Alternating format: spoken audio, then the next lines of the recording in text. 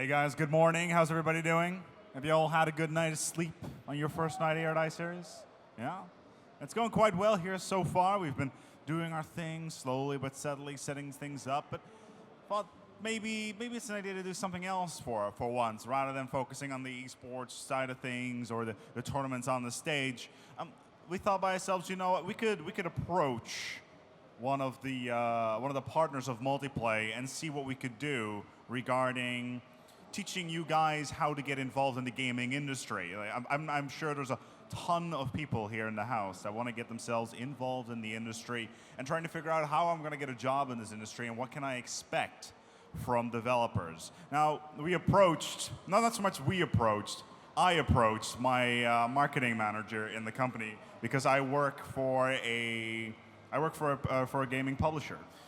Not many people know this. Of course, most of you know me for being on this stage, talking to you guys during presentations and whatnot. But in my actual day life, I help in the marketing of video games in Sweden for a company called Paradox Interactive, with such titles as the grand strategy games like Europa Universalis, but we also have Magica, and of course we approached one of our developing studios to see if they would be interested in showcasing how we actually develop a video game. So if all you guys that are up in the stands, we have a free range of questions throughout. So we're going to have our developers on the stage, and you can just ask questions about the actual production cycle of the game. How has production gone? Like how's development going? Programming, creative assets creation, that sort of thing. What this is not about, we are not here to recruit you yourselves. We have a recruiter on site. There is a thread on the forum from a girl named Coriander, and she is actually a industry recruiter for some of the big publishing houses in the United Kingdom. So if you want to get in touch and potentially try to get a job in the industry, she is on site, so we can hook you up and get you into the system in order to get you recruited. Because we're here to give to you. Because we're here to educate you. We're slowly but steadily destroying your idea of what gaming production is and then showing you how it is actually done. So we'll be showcasing a game called Starvoid here. We also have it in-house. It went on pre-order last night, I believe. Did it actually? Yeah, did it? It went on pre-order last night.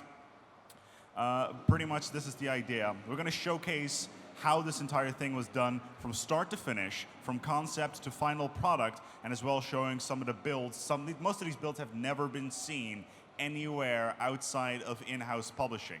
So if you have any questions about how this goes on, be sure to ask. We have a runner in the crowd. At any time, throw your hands up if you have a question about how this sort of thing happened.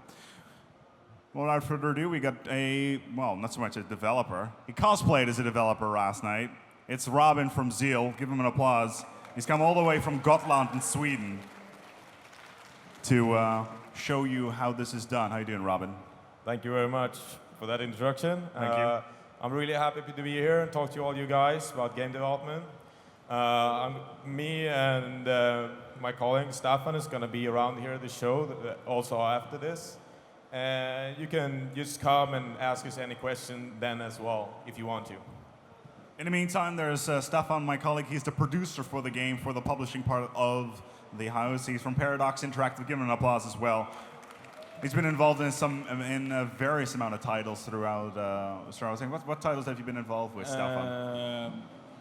I've been involved with basically every title Paradox is working on right now. But since I started working for Paradox in November as a junior producer, and in the beginning it was basically helping the other producers. So I did a little part on every project we had, and in March, Gordon Van Dyke, the producer for World of Roses, he had Starvoid at that time, but since they wanted him to focus only on World of Roses, I got to take over Starvoid. So I've been working with Starvoid since March, and basically, as a producer, our job is to have a good overview and being on point on production of the game and seeing that milestones are correct and getting solutions along with the developers to meet the standards. Well, let's talk about Starvoid from the start to front. Where is Shaz, so we can have a runner throughout the stage? There he is, Shaz. He will be the man to talk to if you have any questions to the crowd. We have a runner going through back and forth about this particular title. So let's start off from the start. We have Starvoid. Conceptually, I'm going to be sitting down and show you all the builds and that sort of thing. Shaz, you come up here. This is your microphone for this particular setup. So let's start from start to finish. Talk us about the concept. So, I mean, I want to start about like where we came up with the idea first. And it's a bit fun because we actually came up with the idea for this game at the launc. So, not really as big as this one, but it was a bit smaller. We were 40 people playing. And we were playing a strategy game that we really liked. And me and our lead designer at Zeal, Rasmus. And we thought it was kind of, it took a lot of energy from you to play at RTS, you know. A game can take 30 minutes to an hour. And then we started playing some first-person shooters, which we think are nice, but we mostly prefer strategy games. And then we said, but it's so easy to play a first-person shooter, it's so nice, you know? Why is that? Why can't it be as easy to play an RTS? And that's basically we came up with the idea to build Starvoid. That we said, can we bring dedicated servers, jump in, jump out, instant spawn to an RTS? Would that work? And that's actually the game we have today, and that's what we pitched to Paradox and said, guys, this is something we think is really, really cool. We think we would like to try to change the way people play RTS, and that's kind of how we ended up on the idea. So we were playing these games, and we're like, this would be super cool to make, and then we made it. Yeah, you could take up how you got an email from our CEO, Fred Wester, and tell that story as well. So that's kind of how we came in contact with Paradox, and in the game industry, it's kind of weird because it's all about kind of knowing people or doing something really good. If you want to get into the game industry, you need to do something to show that people should work with you or know people. And in this case, me and my friend had developed this indie title called Dwarfs on Steam. And we released the title to, for us, a big success, sold a lot of units. And what happened after we released this title is that I get an email that I'm just opening, and it says it's 15 minutes ago since it was sent. But the thing is, I'm not even having the time to read it because someone's calling me on the phone. And so I answer the phone, and it goes, "Hello, this is Fredrik Wester. I'm the CEO of Paradox. Did you get my mail?" I'm like, "Yeah, I'm just reading it now." Or I've started, I think. And it's like, I'm playing Dwarfs, it's amazing. I want to work with you guys. You need to come into the office now. Like, now? Seriously? It's like, yeah, now. I'm like, but we're on an island. It takes like 6 hours to go there. But she's like, yeah, okay, you can come tomorrow. But so basically what we did was we came in and we met Shams, who's the corporate paladin for Paradox. And then Fredrik Wester, who's the CEO, and we sat down in this meeting, and they said, we want dwarves in 3D now, with multiplayer. And we're like, that's cool, but we want to make this game too. Because that's the game we want to make. And they're like, that's actually seemed pretty cool. Let's do both. And that's kind of how we started our studio. We had previously done a game called Team Assault, that was kind of like the way we started. We started from the university. We were a bunch of people who really loved making games. And we founded our company directly after we left the university studies. And this is how we did it. And then, as publishers do, I don't know how many of you know how publishing works. Any? Raise your hand if you know. Oh, not many. Good. One person. One person. So basically, there's different ways publishers work. Mostly they distribute games, do marketing. But what do? You go and you talk to them and you say, if you have a really cool idea and have a group of people that can make something, You're like, this is how much money I need for this. This is how long time it's going to take. This is the tech and the thing we're going to use to make it possible. These are the people that will make it possible. And this is the things we've done before, which shows you that it's possible. And when you come to that stage, you discuss it, and basically they upfront the money, and then you pay it back with your revenue share from the games. And that's kind of like the same way it works with books and a lot of other publishing, like CDs and like music and stuff. But most of those things are a little bit not really as expensive as game development, because it costs a lot of money to make games when you have like 20 employees working for over a year on the product.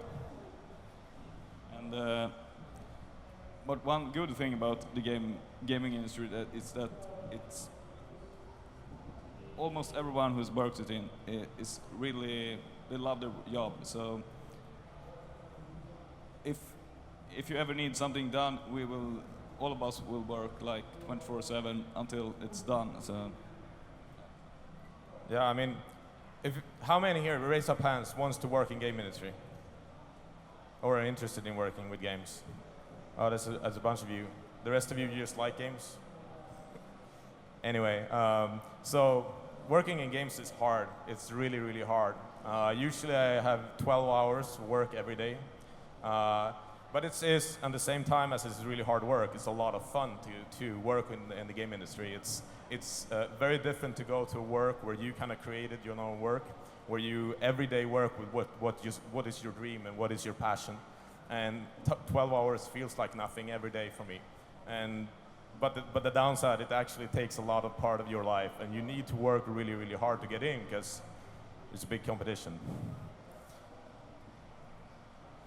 Staffan, in the meantime, can I see the hands of the people who said that they want to actually work in the industry? Can you guys raise your head? This guy, okay. I'm going to quickly ask you a question, mate. Why do you want to work in the industry?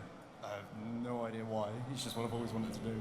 Because you've been playing games for all your entire life, and you want to, like, for me, it was the reason why I want to work in the industry is I want to help build what has shaped my youth. Is that kind of the idea? Yeah, it's why I've gone to uni to do it as well. So it's just crazy how much it changes as you working on it. So you see it becoming what you want it to be, really. So the iterations are really what I like about the game industry. So yeah, that's...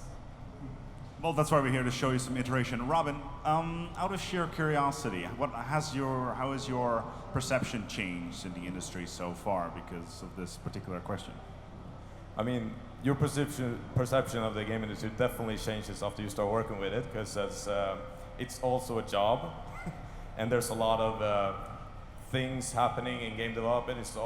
Doesn't always turn out as you want it to be, and one of the biggest things that a lot of people come to me when they're young, they want to work in game development, and they ask, they have a misperception, is that when you have a big team, it's teamwork that counts. You know, it's not your game, it's our game. It's the entire studio working together to make a product. And it definitely makes a lot of difference when you're working for someone else, doing something you might not, like as much. Maybe you're doing an art style, if you're an artist that you don't like. Maybe you're programming your game, you don't even think it's fun. And that happens a lot. That's what you have to live with in game development. But that, it doesn't really matter, because it's really, really fun. For me, like, what has changed for me was from being really, really passionate about playing games, which I was since I was a kid, I kind of became really, really passionate about the process of making games, because to me it's one of the most interesting media out there right now, because it kind of connects all of the other media out there. So you have film, you have storytelling, you have interaction, you have music, you have we have all these different kind of people working together, and you have the tech as well. And it's pretty cool to get those team together and see that what they can create together. Are there any artists in the house? Any people that like to do art, that sort of thing? For that lady over there, let's go have a chat with her. So, hi there, miss. What's your name? My name's Hannah. Hi there, Hannah. I got a question for you. Did you come out here to figure out how to get involved in the industry?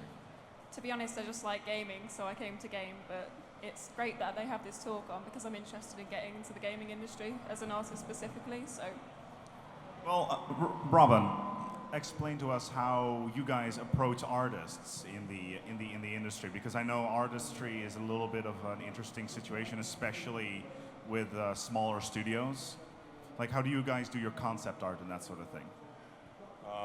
I mean, for us, it's mostly done in Photoshop with our artists working with these Wacom things. I hope most of people know what it is.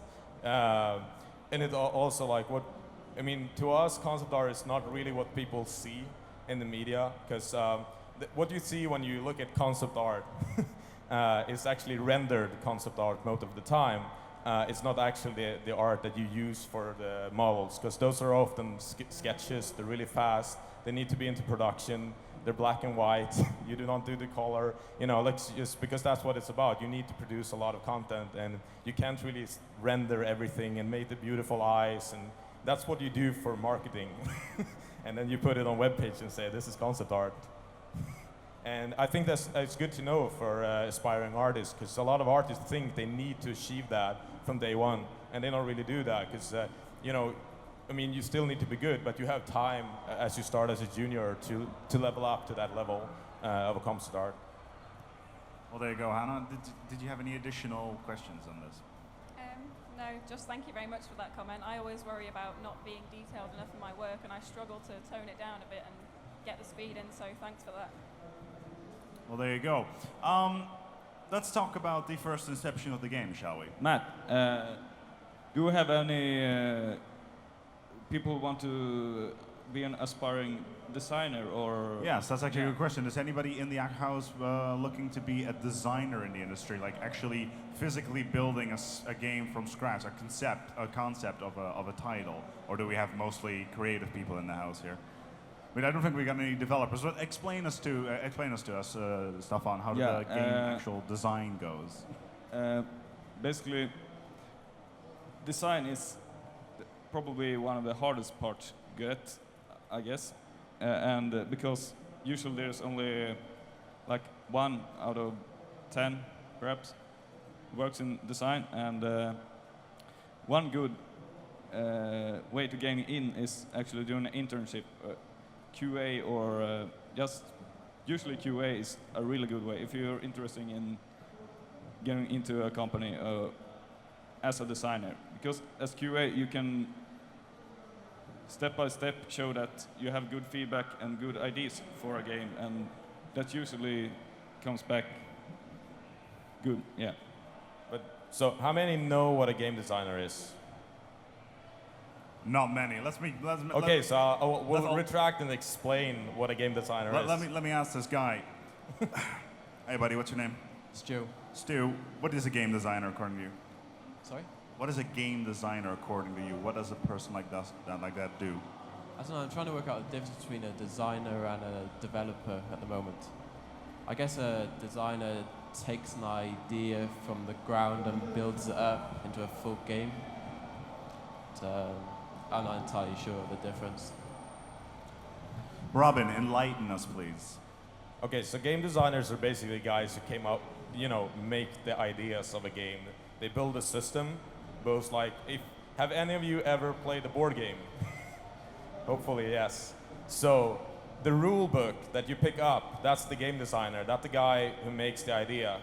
If you're making a board game, you only need a game designer and an artist and someone printing the shit. But that was the game designer do. Still, they build rules. They build huge documents for this game. They're soon gonna show some video. There were 980 pages of design document written by one guy. And he wrote 680 of those in 1 month. And then you have to continuously update that to make sure that it is the latest, because every time you change something in the game, you need to change those values, because that's basically the rule book or the Bible for the programmers to produce the game, and that's how they usually do it. And this is not the only way a game designer works. There's different ways in different studios. In some studios, the designer stands behind the programmer going, that way. And to us, we think it's a little bit annoying, because that's kind of like one guy not really working. Because it takes a lot of time. He's just going to tell the programmer every little single detail. Another version of a game designer is someone who can do scripting, so they actually do the prototype themselves. They build a lot of code and kind of like show the programmers what they want to be there. So there's different ways to go about it. But if you're really interested in game ideas and making, the kind of like creating the idea behind the game, then you should try to go for game design. That's a good game. That's a good moment actually to look at the first part of the game, as you mentioned, like the first prototypes of the actual title. What we'll show you now is what the game currently looks like, and then we'll drop back to a older version of the game. This, Robin, how old is this particular version? So the old version is it was 3 or 4 months into development. Yeah, I think it's from October 26th, if I remember correctly. So we'll see if we can see it. So basically, why we wanted to show this is not even an alpha build. This is what we call the first playable. It's so early in development, and you're going to see it. But I think it's fun to see that games that you don't magically appear from nowhere. They're actually built, and often it takes a lot of time, and they don't look as good as they do here on the show floor when you're actually building them, which I think most of you probably know. But it can be fun to see and also see the result of what happens when it's done. Yeah, so this is pretty much the first title. We can always compare it to the original, what it is like right now.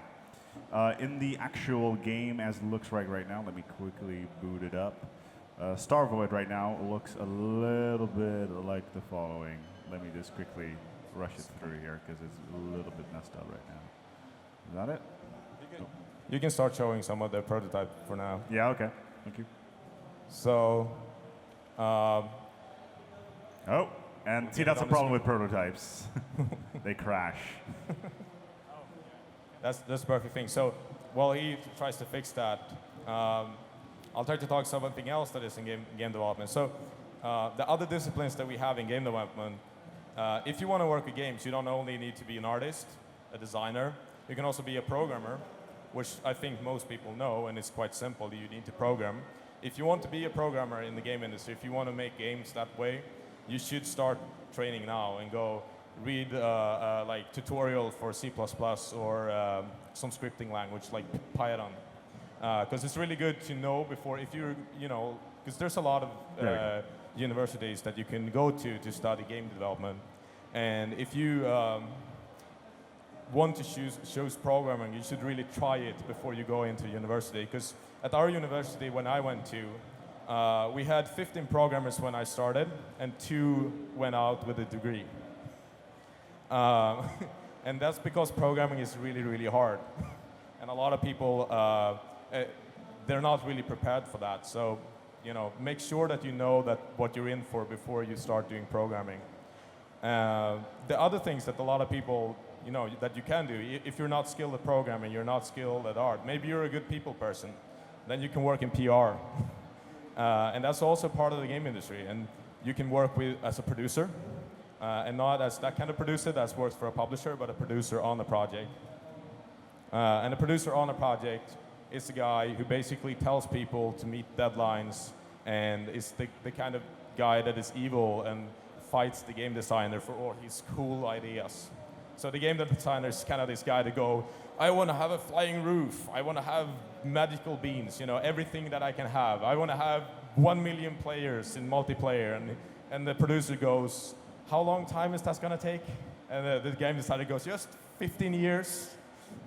And then the producer says, not going to happen. So that's the producer's job. Often he tells people to meet deadlines. And if we go back to the programming part, there's a lot of good gaming tools, programs where you can create your own games to get started, because it's always good to see something happen with your programming code instead of just text, like Game Maker. I used that since I was young and did some prototypes of game, and that's a really good way to try how the games work. So. Okay, so now we have the prototype up and running. Can everyone see it on the screens? So this is how a game looks after 4 months of development. You saw it looks pretty shitty.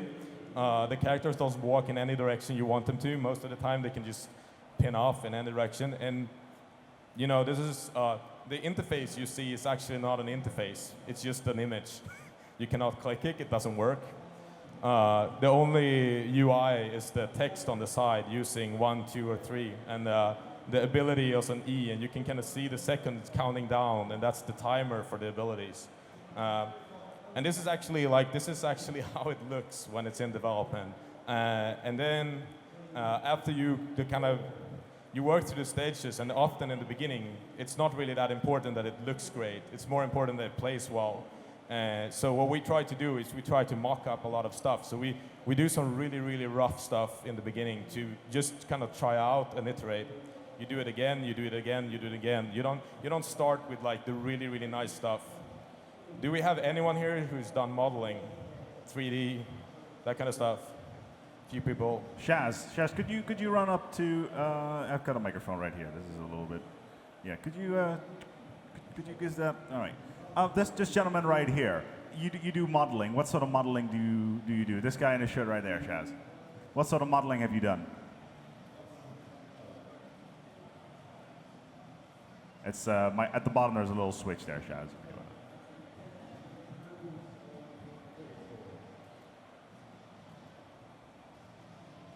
There we go. In the meantime, though, yeah, it's all very, very rough, as you can see. Like this crane, for instance, that's super low poly and that sort of thing. So let's say modeling. What sort of modeling have you done, sir? Not too much. It's because my education is to be a web designer, and we got 3D in our class, and that's basically we get a little bit of it, but not too much. So. But yeah, we use Maya, if you know it, I guess you do. So we get a little extra just to get our education a little further, if it is. May I ask what your name is? It's Finn. Fred. How would this integrate, for instance, that sort of background into game design, like GUI design, I guess, in that case? I actually like web designers a lot for UI. You know, it's because web designers often work a lot with how to get people into an experience easily, go through menus, and that's what UI is about. It's about menus. So I actually think it's a pretty good way to. It's a way into the industry as well, and there's 1,000 of them. So I usually say to people like, you know, I have a lot of talks. Back in Sweden, where I come from, I've been at the Royal Academy of Technical something. Can we have Will again? Can you show the red stuff there? Scroll down the screen. Yeah, that's a cool way of showing. It was intended as a good idea, but Robin can explain what happened with that stuff. Yeah. So. The thing you see there is when you talk about game design and things you change, the thing that changed. This was a really cool idea that our game designer had. It was like, so all players are not really super skilled, and we want them to have something to do while they're waiting for Beg and Bear. So let's do something they can collect that is not about the main objective in the game. Let's do scrap metal. That's really cool.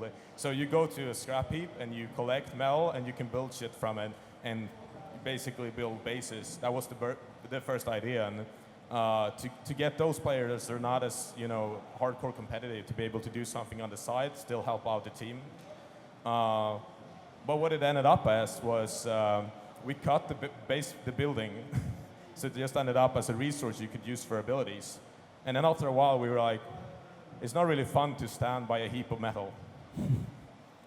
Seriously, it's really, really boring. And so what we ended up was just scrapping it. That was a really bad pun. No, but we took it away from the game. And that's often the way that happens a lot in game design. That you have an idea in your head, something is supposed to work, and then it doesn't work. Either the player don't get it at all. They're like, why would I pick up Mel? I want to kill that dude. or stuff happens to maybe you cut something else and you kind of forget that this was connected to that something else that you cut. So yeah, that's the basic of and I think the scrap heap. Yesterday when we talked, you said that Rasmus had like a statement that you should always have a playable build at every iteration, and because that's when you realize this stuff. If we didn't have a playable build, we would never see that in action. This feature is really boring. But so yeah. The next version? Yeah, show the next build. Good. So now we'll see how it actually looked when it's, kind of finished, and it's not bad game design in it and a lot of strange stuff happening. So basically, what I was going to say before was when I talk to people, especially the young people, about getting into the industry, kind of following the route, and a lot of people said so. I talked to this guy and he said I needed to be in Q&A, or I needed to do this, or I needed to do this. I always tell them, and they're like, they've heard one story or two stories about someone getting into the game industry, and they're like, that must be the way. And something you learn when you work with this industry is so many random ways to start working with games. I can confirm that. You can confirm. I can confirm that it's very random to get into this industry. Indeed. Yes. That the thing is that for every person I know, like I've met a lot of people. One of my a really nice encounter was I met a guy called Eric Flum, who is the lead designer at ArenaNet, and he told me how kind of like people got work back in the days at Blizzard, where he started working, making kind of Warcraft 2 or something like that as his first game, and he said. They had this artist that we're going to hire, and they met him up in a bar, and he's like, we need an artist. And this guy's like, I'm an artist. and they were like, can you draw? Can you show us something? So he took up a napping and draw a robot. And they're like, you hired.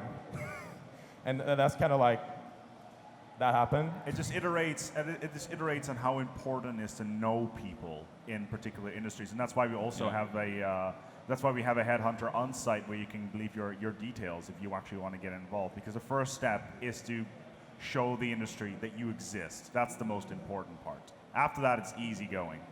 Yeah. So another way is a really good way, which is just one problem. If you want to work with games, go to GDC, go to Gamescom in Cologne. It's not that far.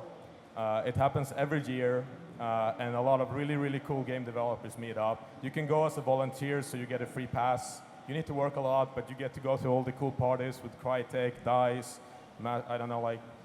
Paradox. But,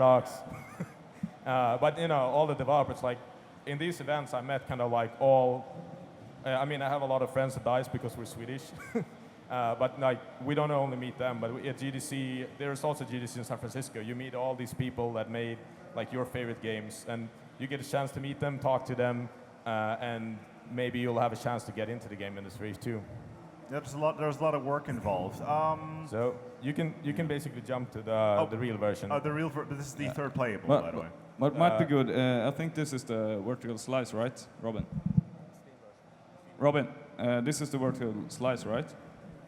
Yeah, but maybe as you've probably seen, there's most of games usually go through like alpha, beta period, and in the production phase of a game, we have from the vertical slice and on. The vertical slice means that this is the time when the game should have all of its core features in the game. They don't have to work 100%, but they need to be in the game. And alpha means, that's next step. That means they need to be polished, and we don't want crash bugs. And because that's if a game crashes, it won't sell. And beta is basically, this is the game, let's try it out, stress test it, and make sure it doesn't crash. Yeah, I'm just gonna kill a certain myth. A lot of people think alpha is kind of like an unfinished game. Alpha just means totally complete game with bugs. Now you know. Because this is something a lot of gamers have no idea about. They're like, oh, it's beta, there's stuff gonna be changed. And you're like, it actually doesn't mean that. A lot of people are starting to use it as that, but it actually, an alpha actually means that there's nothing going to be changed in the game. There's not allowed to be any implementation except polish. Except And polish, bug fixes. yeah. And still, the thing is, game developers are really passionate about what they do, and sometimes they add stuff anyway, but it's not as actually that what it means. Alpha means feature complete with bugs that can crash the game, and beta means feature complete without bugs that crash the game, with but a few bugs. And then you have what they call the gold master, which is the complete game without bugs. It's good to know. Do we have any questions, by the way? I haven't. Yeah, you?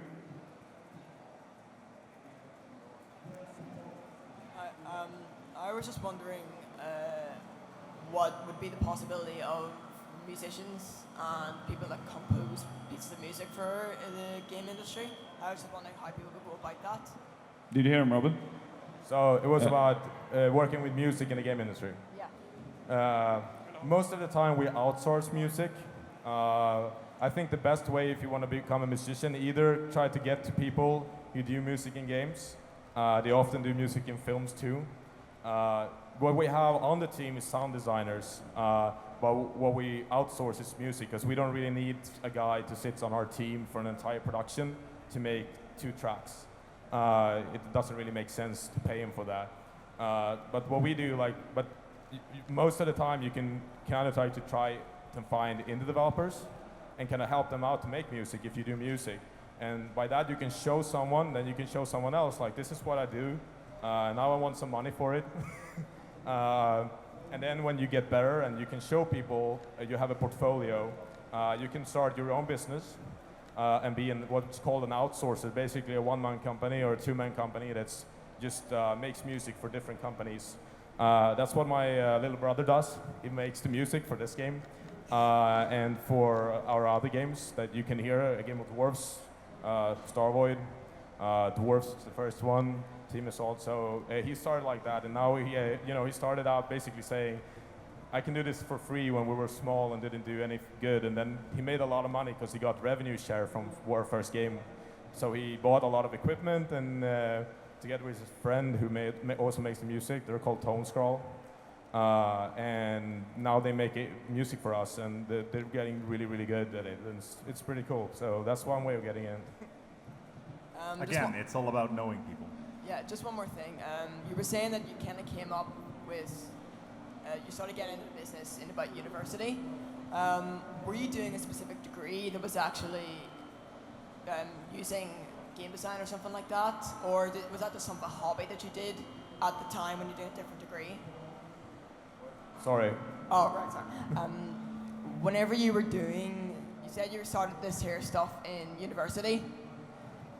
Were you doing a specific degree that was actually like computer design or anything like related to that? Or were you doing something different and doing it just as a hobby? Yeah, I started as a concept artist. I worked for commercial companies doing ads. And then a friend of mine who's a really, really great concept artist said, dude, there's a course in the university, it's called Concept Art and Game Design. I'm like, cool. So I jumped on that ship, and I basically started 4 years game design graphics. And that's yeah. And then I became a producer, a lead art, a producer, and then I started my own company and became the CEO. And now I don't even do any art anymore. Can you tell us what you did in university and what exactly you did not actually finishing uni? Yeah, I didn't finish. No. I actually took all my courses. I wrote my degree. I sent it in. And at the time, I was really busy working on our games that we're releasing, that we started a company with. And they sent it back and said, you need to spell check it. And I said, I don't have time. So basically I took all my courses, did everything except for the final paper. I've Stay in seen, school though, kids. Stay in school. No, you shouldn't if you want to be in the game industry. No, but seriously. As I've seen, most of the successful people in the gaming industry actually didn't finish their exam. So, yeah. I don't know. I don't think that's a good idea, though. Seriously, if you take a bachelor, the only way to get into, if you guys want to work in the US, for example, you need a bachelor's degree. Oh yeah. So it's good to have a bachelor's degree if you want to work at Blizzard, you want to work at those kind of companies. Like Epic Games, Blizzard, EA, those are all from a publishing point of view, those are all bachelor or master degree positions. So there is a lot of study involved, guys. Don't think that you can ease your way into this business. There's a lot. Don't of listen to me. So did we get the game up running? Yeah, I'm on the splash screen right now. Awesome. Can So we see it? tell us about the splashing. What's changed? Like, what is the periphery right now? Okay, but so now this is the launcher of the game. If you jump in and play on some servers, fine game. Is there anyone playing?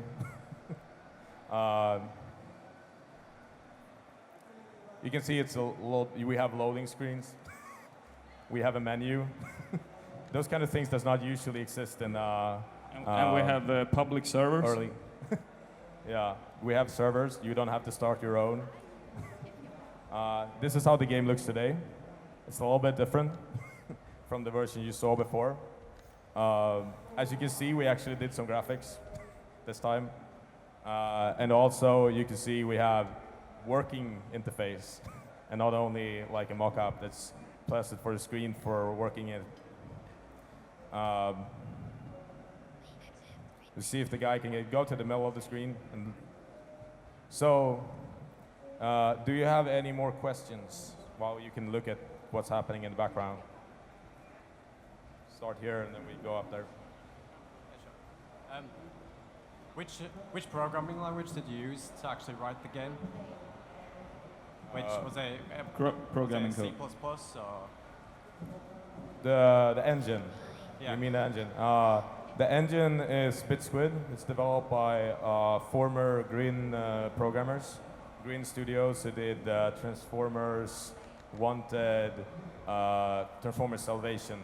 No, Terminator Salvation, sorry.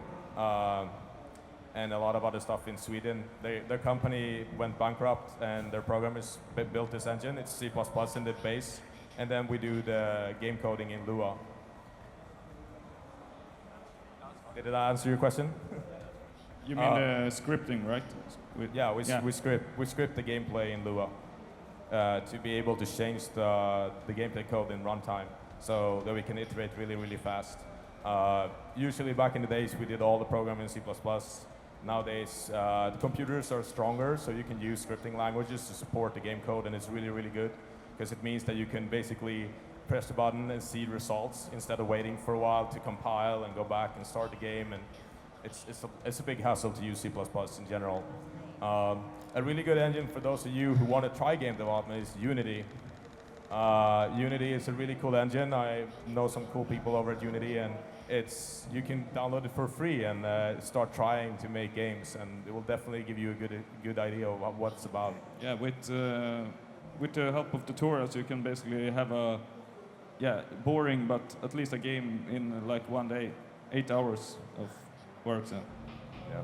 I also want to point out while he's showing the game there, the game is actually playable over there for those who want to see the result of what it ended up like and how it feels to play it. And there's also going to be a tournament tomorrow, right?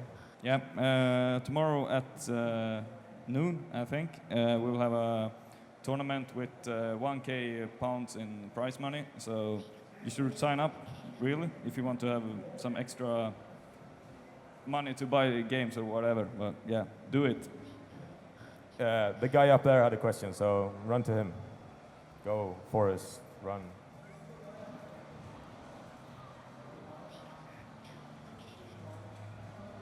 I like what you guys did with the trees, by the way, Robin. For script writing, not as in the codes, but actually the storyline behind the games, what's probably the best way to get into that? Is that the game designer as well? Yeah. Yes. So is that in like the first stages before you get into the programming and things like that? Yeah. It depends on what kind of games you want to work on. At small studios like ours, where we're only 30 developers right now, not like DICE that are like 300, 500, I don't know, they're like too many. In those studios, they hire movie writers from Hollywood. So then you need to go into Hollywood. The other way is, but smaller studios, we don't really have the resources to have that kind of talent, like Hollywood talent, to write our games. So usually it becomes a game designer's task, and then we have game designers that are more geared to story, and game designers are more geared to gameplay. And we kind of split them up between different tasks. All right, thanks. And there's also level designers, who is kind of a mix between an artist and a designer. So We have writers in the marketing department as well, though. I'll actually give you a good idea. The guy who writes story for us, I'm going to tell you how I hired him, because it's really a strange story. He went to the same school as me. He went out to work at an internship. Internship is a really good way to get into the game industry also. And he was in Germany. He worked there for a year or two as a game designer. He didn't get any pay, like really, really little money. He came back. He was kind of depressed because he didn't have a work. And he was trying to find work every day. And then finally, one day, he was like, I'm not going to search for work today. I'm going to do something fun. So he actually pulled a prank on one of his friends on Facebook, where he did this Facebook thing, and he recorded everything he wrote while he was trolling his friend. And he made a little story about how he was trolling his friend into a video that he then, after trolling him, posted on Facebook, which is because he's a friend of my friend who works at our company, one of our designer, and he was like, dude, have you seen this video? And I'm like, no, what is it? It was really funny, dog. I was laughing so hard, and it was like, I call him up, and I'm like, hey, Daniel, what are you doing? And he's like, nothing. I'm like, you're hired. Come down now. And that's how he was hired. And now he does scripting and script writing. So a lot of fun stories to be told about people getting into games, I promise you. Tell us how you got to the name of the game there, Robin. Okay, so this game was actually called Rim from the beginning. Then our American producer told us that Rim was not a good name because people would call it Rim Job, which we didn't know because we're not English speaking, so we didn't really think about that. I didn't even know what it was. So we changed the name, and we're like, we call it Red Frontier. That's awesome. awesome to Awesome the man. name. Awesome name. It is an awesome name. Yeah, and we were really happy about the name. Finally, the team has kind of stopped calling it Rim and started calling it Red Frontier.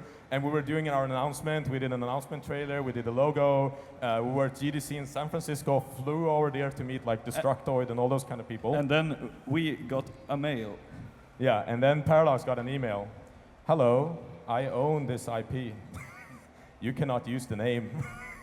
We're like, fuck, seriously. We've just announced the game and we need to change the name now. And that's why it's called Starvoid, which is the energy resource in the game. And the day we trademarked and agreed on using Starvoid, we found a game that was announced that called Void Rim instead. So no, it's Rim Void, but yeah. No, so Void Rim. Was it Void Rim? So yeah, someone announced it just a few days later, like Void Rim, and we're like, seriously? Are we really that bad at coming up with names? The guy who trademarked Red Frontier, though, he was really, really nice at PAX, apparently, I've been told. So he was there at PAX. He was there at PAX? I think he was at PAX. Well, we weren't at PAX. It was a GDC when we announced No, but it was later. It was later in the year. Oh.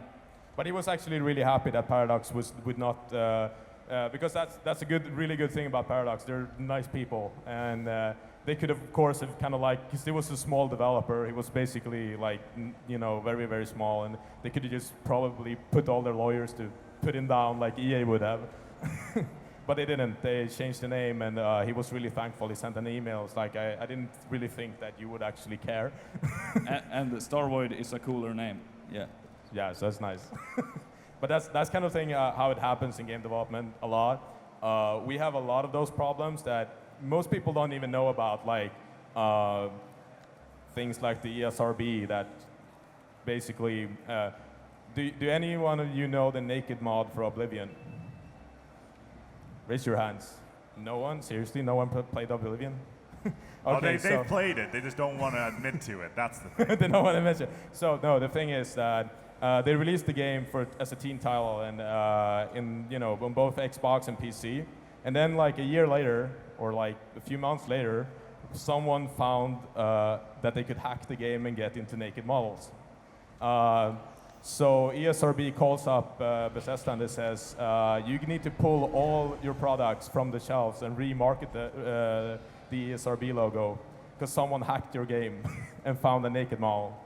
It was the same with Hot Coffee mod as well for San Andreas. And that includes the Xbox version that cannot be hacked with the modding. All of them. I think it was like 8 million units they had to take off the shelves, remarket, and put out again. So that's the ESRB, and they're really funny to work with. Are there any people in the house that are interested in getting interested in marketing, for instance, in the industry? Because we've got a lot of developers, we've got designers, we got artists, but there's a whole lot of chunk there on the publishing part of the development as well. Anybody interested in doing PR, for instance, or that sort of thing? No, we all have techies in the house. That's good. Yeah. So also like, if you would like totally not think about any of your skills and just think, would I want to work in the game industry? How many would raise their hands? Would actually like think that was a really cool thing to do? People that consider themselves completely unqualified to work in the industry. Yeah, because I think it's just interesting to see how many that is. That guy over there with the hat, Shaz, can you run over to him? That guy with the hat and the glasses. Where's Shaz? Where'd he go? That guy right there. Sir, what do you consider your skill set, and especially why do you don't think yourself to be unqualified? Really bad because my skills are in a completely different area, and I've like no qualifications in ICT at all. So okay. And I mainly just play the games instead of actually work with them. So if you begin to work with them, okay. So what do you do in real life? Currently still back and forth, got different courses and so on. So right. I'm still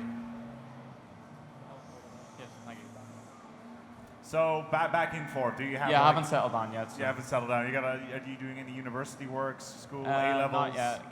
I keep going back and forth between different courses. I just can't settle yet. So. Okay, Robin. What would you say to a person that does not know what they want to do in the industry? What would be the best way of getting into it?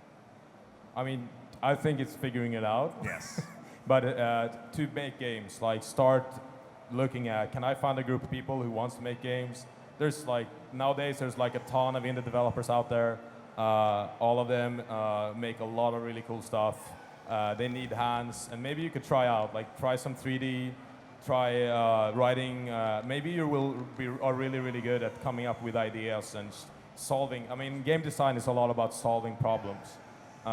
Maybe you're a really good problem solver, and you'll realize that when you're doing that, when you try to kind of come up with an idea, or you're building a game in Unity and realize, man, coding is awesome. I can make stuff happen. And the goal is just to play games and see, when you play a game, do you want to make it look cooler or do you want to make it play better? So that's a good way to see if you're more lean to artist or programmer or designer. So. Or if you want to be a producer and tell people that some of their ideas are not good while they're working on ideas and crush their souls, then being a producer is exactly what you want to be. So, do we have any more questions?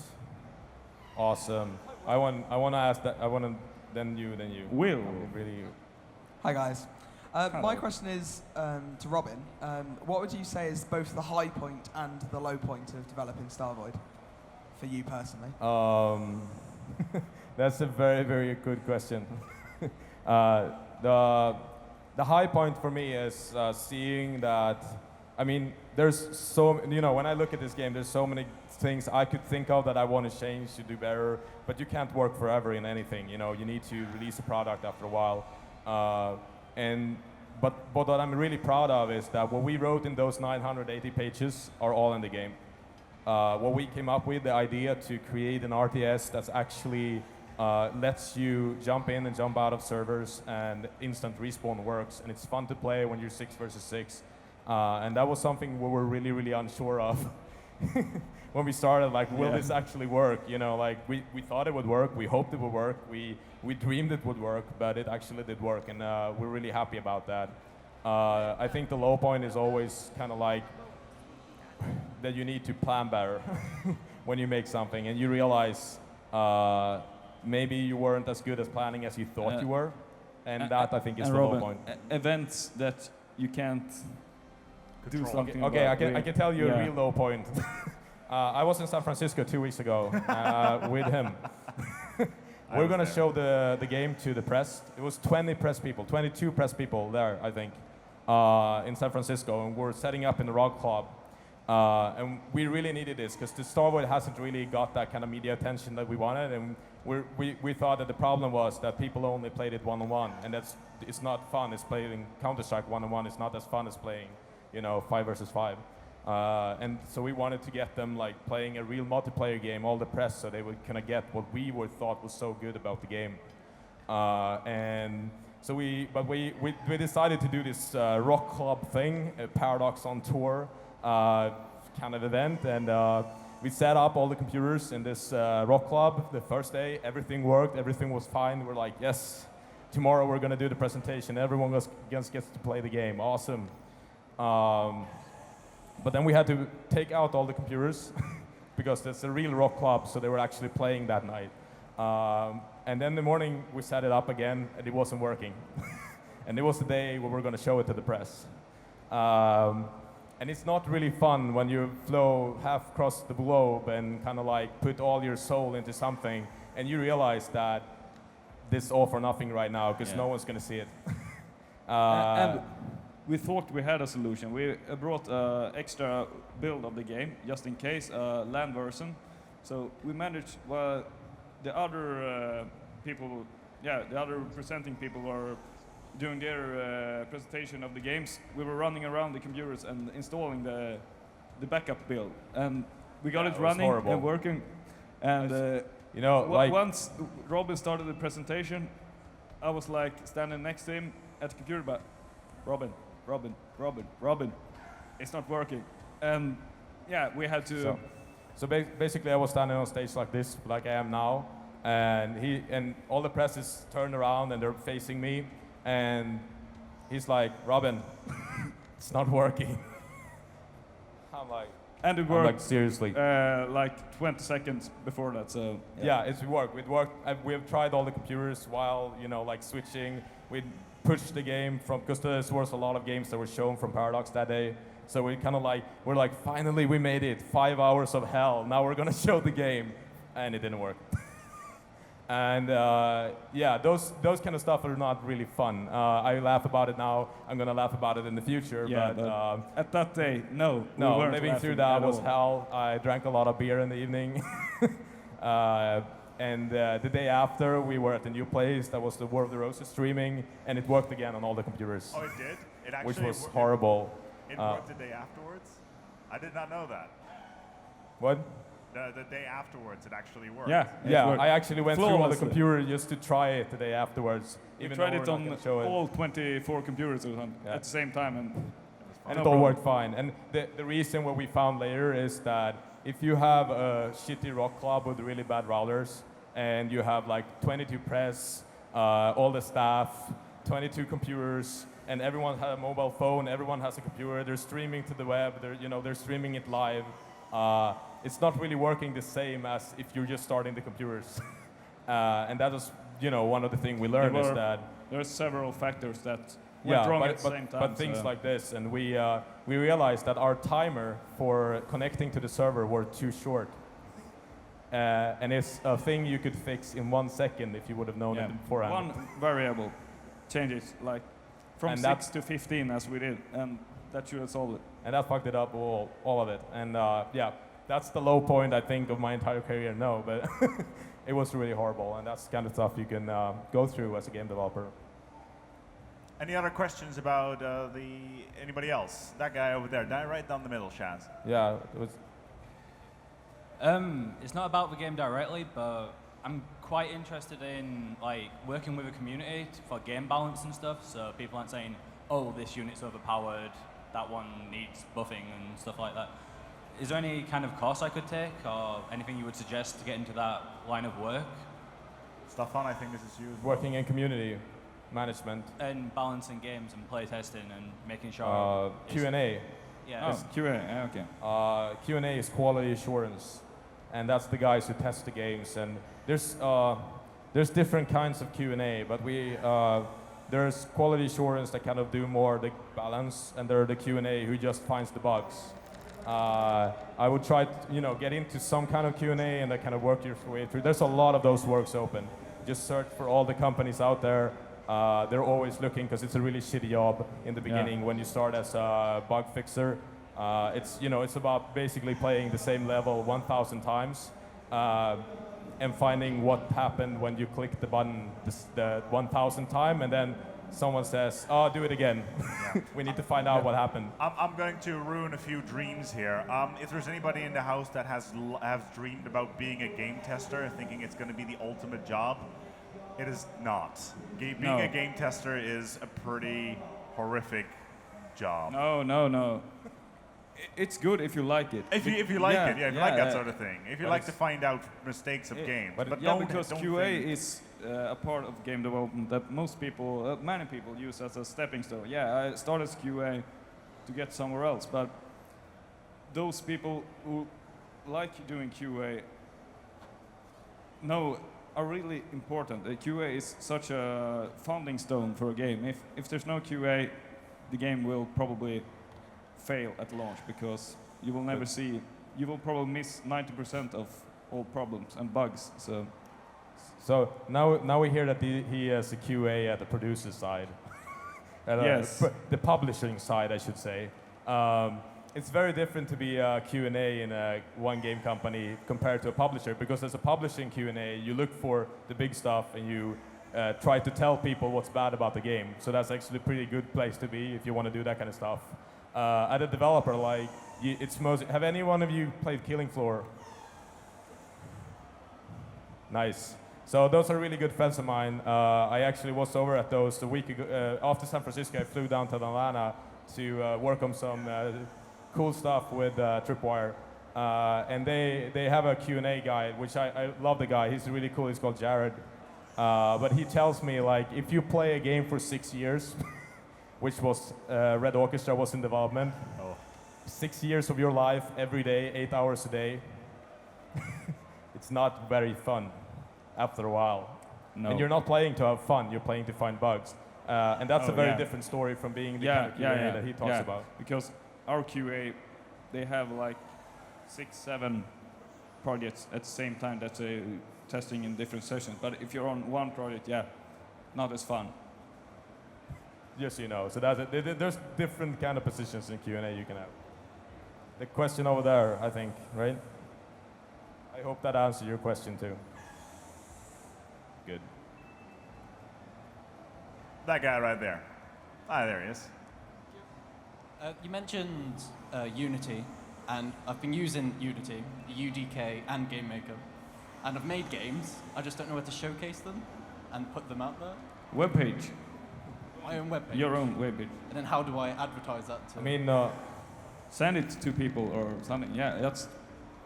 It depends on what kind of quality you reach, but one way is to send it to the publishers. And the developers. Yeah, I mean, send it to people. I did that. Dwarfs, which was my first big title that sold a lot. It's a 2D sprite game done in XNA. It's a very simple game, and like I said, I have good friends with Tripwire, and I knew their lead artist at the time really well. I happened to meet him at the show, and I was like, "Hey, dude, I made this game. Would you want to have a look?" And that was a prototype of the game, and he was like, "Oh, this seems pretty cool. You should talk to our CEO. We might be able to help you guys out to get on Steam." And it had an up on Steam, and they published the game finally. So sending it to people, like I said, go to GDC, go to Gamescom, go to events, go to Game Connection, wherever you can find that is about games, and meet people. That's often the best way. Or just send your work to a publisher or a developer and say, "Hey, I did this. Do you think it's cool?" There are people behind there too. Game developers are not different people. They're the same people, just doing games. And usually we're helpful. So if you send can you give me feedback on this? Someone would usually take an hour and do that for it. So. Yeah, and I think it's very important to remember that when something I often say when I talk about getting into games or working with games is, I sat like you sat sitting right now. I didn't think I could make it into gaming. I didn't believe I was good enough, or I feared I wasn't good enough. I wanted to become a gamer, but then a guy on stage, a game developer for I think it was Avalanche Studios or something like that, basically stood up and inspired me to take the leap to become a game developer. And I think it's really important to remember that, you know, we kind of remember when you are a game developer, you still remember where you came from. And when someone sends you something and they are really honest about it and say like, hey, I'm really interested in making games, could you give me some feedback? What could I do to make games? You know, people are not being asses, they're often really nice, and if they have time, they will try to do something. We've been in the same position. Exactly, and I think it's good to know that like game developers are people. They're not demons or like, I don't know, like a lot of people sometimes because they spend so much time playing League of Legends, Battlefield, they kind of forget that the people behind them are just ordinary people that loves making games. Oh, and by the way, we haven't mentioned, but all of you who are attending this event is receiving a Starvoid copy. So it would be great.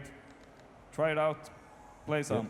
You will have, and if you activate it during this week, you will receive an extra copy, so to give to a friend or, yeah. So if you activate your code, you will get a code, you will get the real game on Steam from us. We're giving that to everyone at this show that wants it. Even the ones not attending. And where can they get the codes? I'm not sure. We need to... yeah, talk to Craig. Yeah, talk to Craig. Yes, and talk to everybody. Everybody just talk to Wizzo. He'll sort you Everyone out. talk No to problem. Or talk to us later when we know. But yeah, it's going to be here, and you have to activate the code, I think, this weekend for it to work. But all right, we if you need do to it, start. you'll have it. We need to start wrapping up here. 2 more questions for people in the crowd. Do we have anybody else that still wants to know anything about the industry? Anybody else? Therefore, don't be afraid if you have any kind of questions. It can be about anything. We don't bite at all. Well, there you go. Just a little bit. Shaz, if I can have my microphone back, that'd be awesome. Cool. Yeah, and like I said, we two are going to walk around the floor the entire day. If you have like personal questions, want to know more, just grab us and say hello, like, what's up? And we'll be there and talk to you. We're gonna be around all day. Of course, I got my own presentations to do throughout. But of course, Stefan as well as Robin, they're all open wherever. If you have anything else that you want to ask, whether or not you're getting involved in the industry, whether or not you want to work for these guys or for us or not, I'm sure he'll give you his card because he's got a lot more titles come up in the near future, which he cannot talk about just yet. But we shall see how that all pans out. In the meantime, though, I will give our guys from Paradox as well as Zeal quick applause, Stefan and Robin, for this very informative little session here. I hope you all managed to learn what you wanted from this particular session. Again, follow up on us. Just if you see us on the floor, just walk up, ask a question. If not, well, we'll send you on your merry way, and we wish you all good luck getting involved into the industry. And let's see if you can make your dreams true like we all did. We're here to sign off. We are going to go for a quick break here and then continue on here on the stage with our next event. It's going to be one of the tournaments. World of Tanks is coming up shortly, so we're going to set up for that. One last thing. Me and Robin, if you want to try Starvoid, go to the computers there, and me and Robin can play with you and answer your questions and thoughts about the game. You can play with the devs. We're going to go for a break. World of Tanks is coming up next. Gentlemen, we'll see you shortly.